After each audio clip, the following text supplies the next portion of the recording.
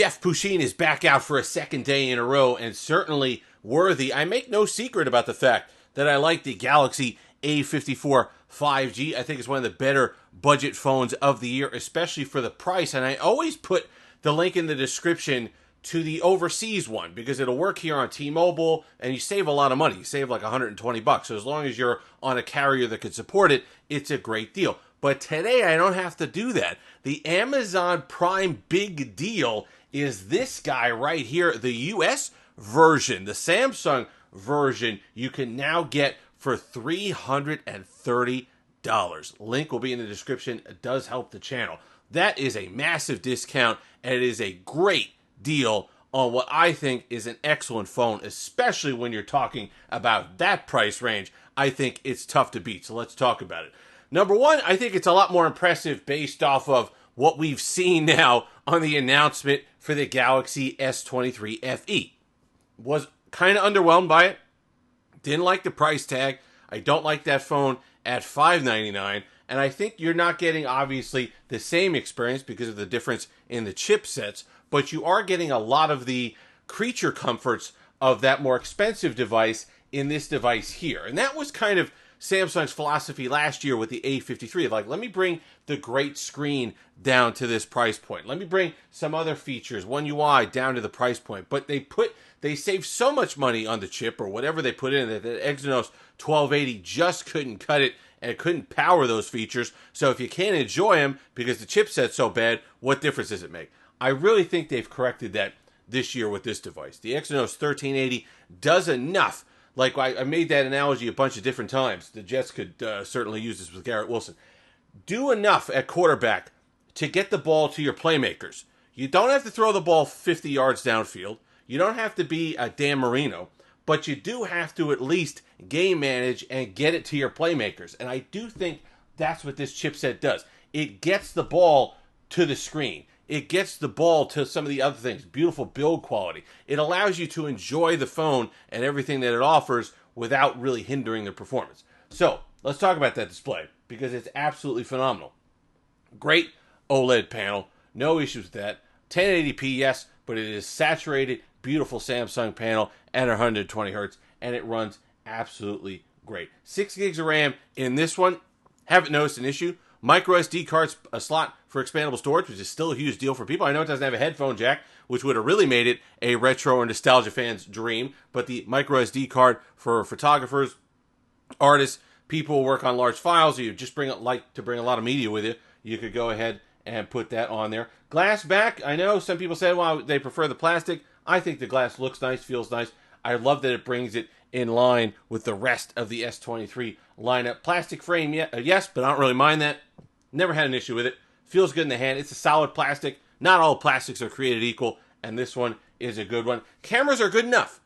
It's not a Pixel, obviously.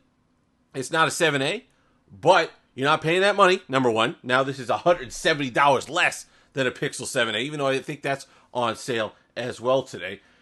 It's less than that.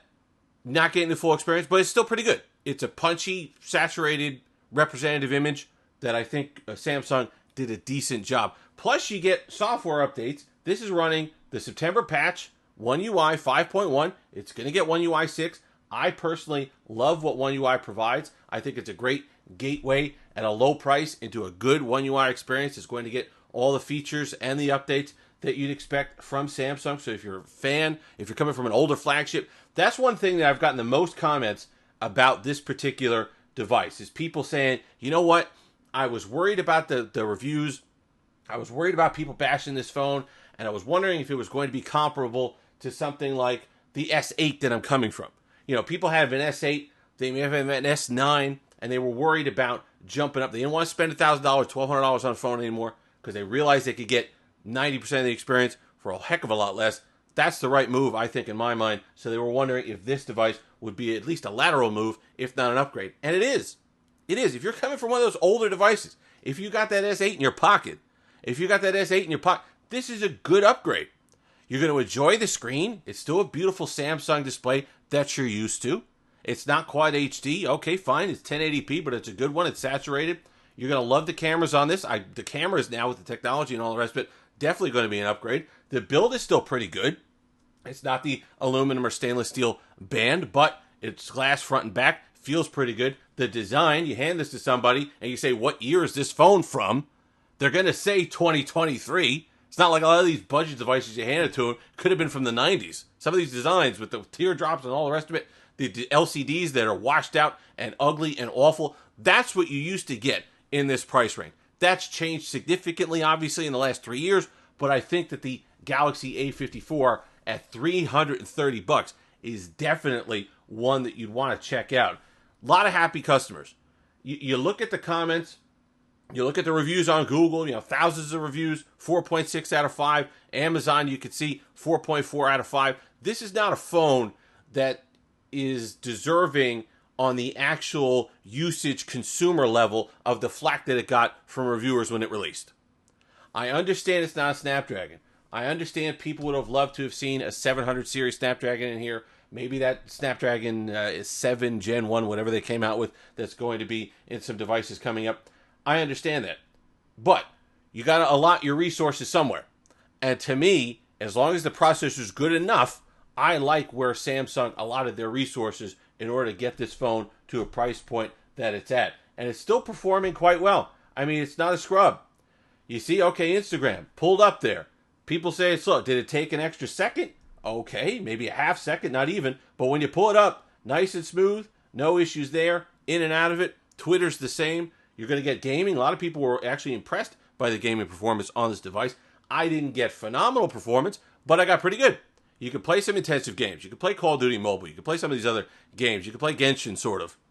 Genshin doesn't play well on anything, but you can play it on this. Pokemon Go is absolutely no problem. In fact, it even takes advantage of the 120 hertz display. Really nice, smooth experience when you're catching that Pikachu. So there's a lot to like here if you're buying multiple phones, if you're buying them for a family, if you're just not somebody who's in the Apple ecosystem, but you want a solid, really good Android software experience, and you want that Samsung experience, this is kind of the entry level into what I would think is a good software experience for the Samsung. Yeah, they have cheaper ones, but you're going to notice a definite step down in how well the features run and performance in those. Those are still great devices.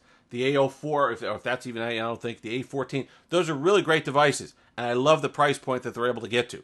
But this one, if you're here, especially here in the United States, the A54, I think, should be your first stop for that Samsung Android experience. If you're not an iPhone user, you just can't stand Pixel, you just hate that display, displaying the Pixel 7a, or whatever it happens to be, this one is definitely the one that you should be picking up. If you've made it this far, like, comment, subscribe, all that fun stuff. Until next time, do click that link in the description. We're going to have lots of stuff coming up. In fact, not to spoil it, but the new studio, well, not here yet. It's not going to be around the corner. It's not going to be in the next week or so. But there's going to be a significant upgrade to the Steve Alicious Tech studio. So stay tuned for that. Tussle that subscribe button. Until next time, have that Steve Alicious Day.